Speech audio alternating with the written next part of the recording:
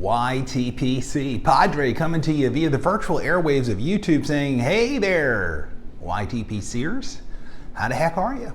Hope you're doing well. I'm doing pretty good. Thank you. I'm looking up at this camera and I'm just going to get this out of the way for Sir James. Yeah. It's the fall thing. I did it a little early. Maybe I'll get rid of it a little early. It's okay. It's all right. You don't need to send me razors. I'm going to be fine. I wanted to muse a little bit today about mail. You know, the stuff that comes into your mailbox, not mails as in M-A-L-E-S, but M-A-I-L. The weird stuff that comes to church. This is one that showed up today.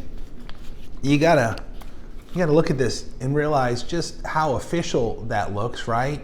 And even down here, look at that. It says compliance update 2021, and you open it, and it looks like something from I thought for a moment it looked like something from the feds, the IRS, and I just realized as I was showing you that it had the state of Louisiana, and it says, what does it say there? Immediate response requested. And when you open it up, you know what this is? This is just fancy advertisement for a company who is trying to sell the church posters that we can hang up so that we can be in compliance with all the state and federal rules. You want to see what happens with this kind of stuff? Yeah, so are we in compliance? Of course we are. Of course we are. So what else is happening with the mail? Did you hear that the mail is being slowed down? I'm going to tell you about that, and then I'm going to get to this, which is a little bit of mail that arrived today for this Monday Mail Musings. But first this. I'm going to read you the news. This comes from CNN.com, dated September 30th, which would have been Thursday, right? 2021. It's entitled, UPS to slow down some mail delivery starting Friday. Now, I'm assuming that was this past Friday, October the 1st. But let's read this article and see if old CNN can clue us in. Americans across the country could start seeing slowdowns in mail delivery as early as Friday when the U.S. Postal Service implements its new service standards. Oh boy, that sounds exciting, because they just raised the rate for a first-class postage stamp to 55 cents. You'd think that some new service standards would really be kicking butt and mean good things for the consumer. Oh, but no, because this is the government we're talking about. The changes, which include longer first-class mail delivery times and cuts to post office hours, are part of embattled Postmaster General Louis DeJoy's 10-year plan for the agency that he unveiled earlier this year. A 10-year plan for the USPS. Will they even exist in 10 years? I mean, really, hasn't electronic communications pretty much made them irrelevant? And in terms of delivering real packages, does anybody really even use the USPS? Because I know, like, when I order from Walmart, if they don't deliver it themselves, they use UPS. Amazon, same sort of thing. According to USPS spokeswoman Kim Frum, the service changes won't affect about 60% of first-class mail and nearly all periodicals. Of course, because periodicals, that's code for one of two things. If you still happen to subscribe to a real magazine, if there is such thing as a real magazine left, Cigar Aficionado perhaps, that's what they're talking about. Other than that, they're just talking about catalogs and junk mail. So the good news is that's not going to be impacted. Within a local area, standard delivery time for single-piece first-class mail will remain at 2 days. However, mail traveling longer distances will take longer to arrive in some cases due to the USPS increasing transit time. Now listen what Frum has to say.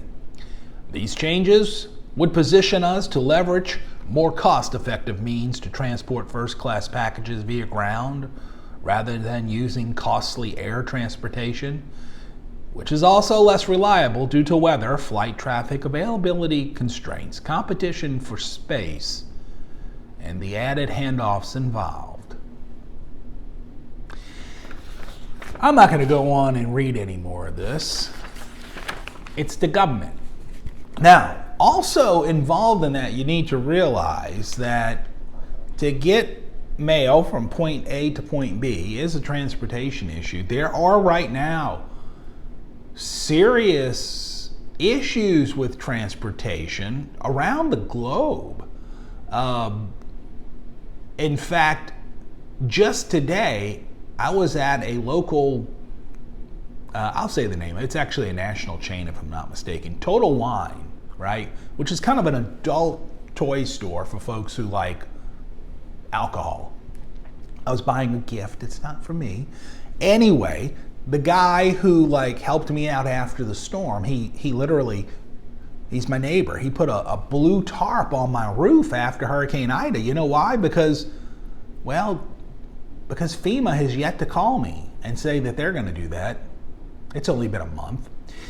I'm registered with FEMA. It's been a month. My roof can continue to leak. It's okay. But no, my neighbor says, hey, Padre, I got you covered. I'm going to take care of this for you. I have some extra tarps. I have a 40-foot ladder you can get on the second story of your home, and I'm going to take care of you. So I went to Total Wine today because I did a little sleuth work to find out what his poison is, and he likes Gentleman Jack. So I get in there, and the salespeople there are very friendly. Hey, can we help you find something? I said, yes, I'm looking for Gentleman Jack. And he walks me over to where it is. He says, you know, this is our last bottle, and we only have this one liter bottle. We should have like a whole shelf full of 750 milliliter bottles as well, but Jack Daniels is experiencing some transportation issues. There are supply chain issues. We just can't get their product. Now, yeah, that's one little brand in a large country, but the fact of the matter is, folks, it's a reality. It's an outgrowth from the pandemic. It's worse where I am because of the recent hurricane and such, but you know, this is going to be close to 2 years that we're going through this pandemic, and you can't buy a bottle of Jack Daniels because of supply chain issues with basically mail delivery. Crazy times. In better news, I had this waiting for me today in the mail. I'm going to open it because I know what it is going to be, and I know right there it says who it's from. Some guy named Matt. I know who that is, and you do too if you watch his channel, Cigar Smoking Vets 2. That's Matt and his beautiful bride, the Duchess of Cigarello. I'm just going to slice into this. Oh, by the way, this is a USPS package. The funny thing about this is Matt sent me tracking numbers on this like Friday, I think, and it said it wasn't going to be here till Wednesday. So the USPS overachieved because it's only Monday. How about that? In spite of the fact that their strategic plan to save themselves is to slow stuff down on purpose. Now, what is in here? Boy, does it smell good. Oh my goodness, does that smell good. What does that there say? It says Esoterica, Pembroke. We had a little bet. My New Orleans Saints played his New England Patriots. I still don't know why that's his team because he's a Southern boy down in Tennessee. But he likes the New England Patriots. We had a little bet, a little wager, that the loser would send the winner an English tobacco of the winners or the loser's choosing.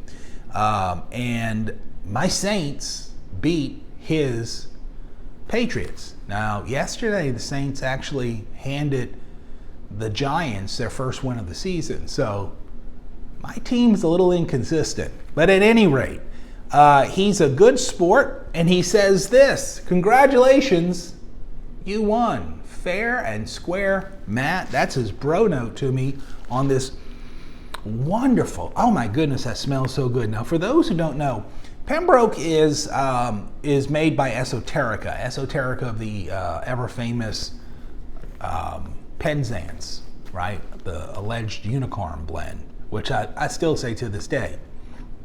It's easier to get hold of Esoterica blends than it is to get a hold of Sammy G right now. Is that because of transportation issues? Is there a supply chain issue with Samuel Goeth? I don't know, folks. All I can tell you is I've had Pembroke.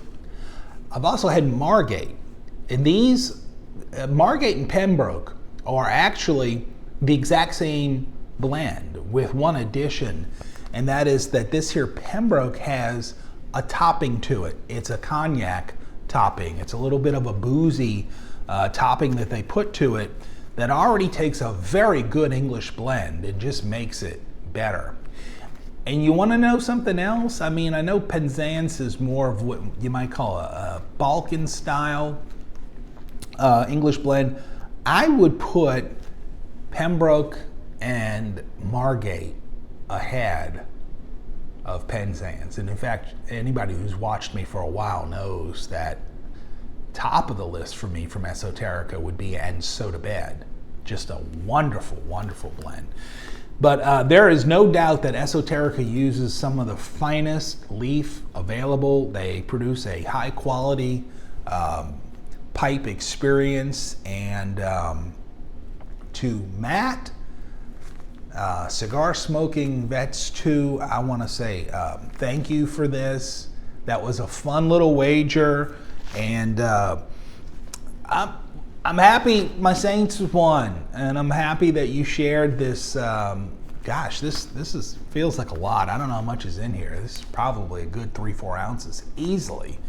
I didn't weigh it, but I know he had one of those. I don't know, those fancy bags that, like the I guess it's 16 ounces of Esoterica comes in, and he shared a fair amount of with me right here. So I'm going to get this jarred, and based on this bag note, my mouth is starting to water wanting to get a hold of some of this in a bowl and just enjoy the crud out of it. Hey, that's my musings for this Monday about the mail and some of the good stuff that comes in it. And I think that's going to do it for me. I'm going to go ahead and close this out, and thank you for watching the old channel here. Padre, wishing you and yours God's peace, grace, and blessings.